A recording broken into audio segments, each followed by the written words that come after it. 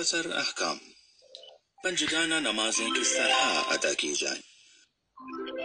ہر مسلمان پر روزانہ 5 وقت کی نمازیں پڑھنا واجب ہے۔ روزانہ کی ان 5 نمازوں کے پڑھنے کا طریقہ ایک ہی جیسا ہے، لیکن ان کے رکعتوں کی تعداد اور بجا لانے کا وقت الگ الگ ہے۔ فجر کی نماز 2 رکعت، ظہر کی 4 رکعت، عصر کی نماز بھی 4 رکعت، مغرب کی 3 رکعت اور عشاء کی نماز بھی 4 رکعت ہے۔ ہر رکعت میں 1 رکوع اور 2 سجدے ہوتے ہیں۔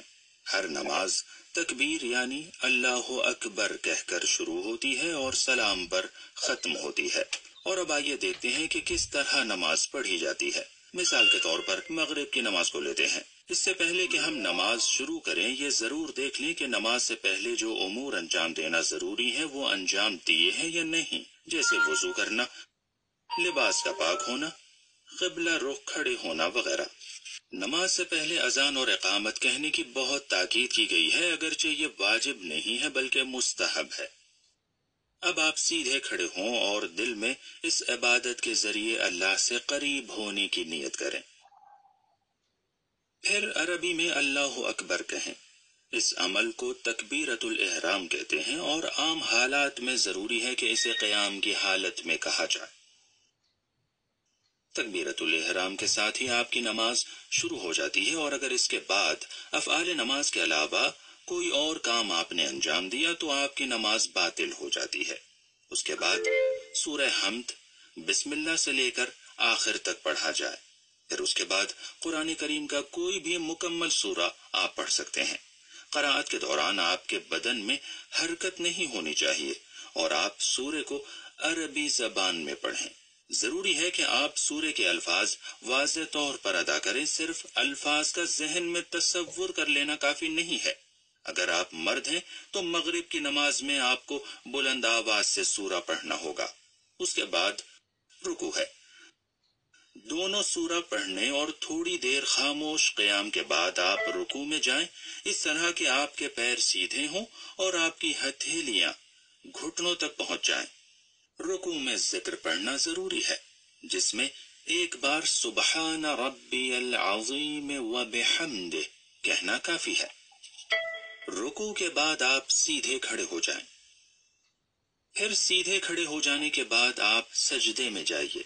سجدے کی حالت میں اپنی پیشانی کو زمین پر یا ایسی چیز پر رکھیں جس پر سجدہ کرنا صحیح ہو۔ ساتھ ساتھ دونوں ہاتھ کی ہتھیلیاں، دونوں گھٹنے اور دونوں پیروں کے انگوٹھے زمین پر ہونے چاہیے، اور سجدے میں جا کر ایک بار سبحان ربی الاعلی وبحمدہ کہنا آپ کے لیے کافی ہے۔ پھر آپ سجدے سے سر اٹھائیے اور سیدھے بیٹھ جائیے۔ پھر اس کے بعد دوسرے سجدے میں جائیے، بالکل پہلے سجدے کی طرح۔ یہ یاد رہے کہ ہر رکعت میں آپ کو 2 سجدے انجام دینے ہیں۔ اب سوال یہ کہ کیا میں ہر چیز پر سجدہ کر سکتا ہوں؟ نہیں، ہر چیز پر نہیں۔ سجدہ ایسی چیزوں پر ہوگا جو زمین سے ہوں، یا زمین سے اگنے والے ان پودوں یا پتیوں پر ہوگا جو کھانے اور پہننے کے استعمال میں نہیں آتی۔ لہٰذا آپ مٹی، ریت، پتھر، کنکریٹ، لکڑی، درخت کی نہ کھائی جانے والی پتیوں، یہاں تک کہ ایسے سادے کاغذ پر جو خالص لکڑی سے بنایا گیا ہو سجدہ کر سکتے ہیں۔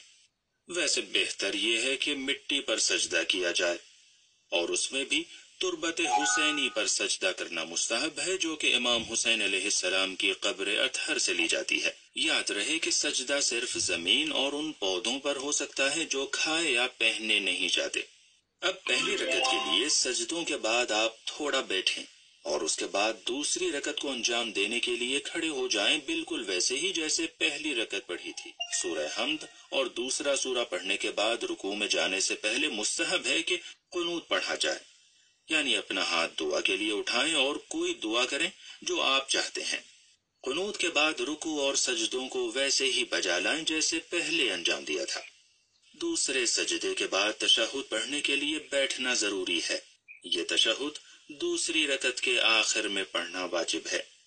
تشہد میں ہمیں کیا کہنا ہے؟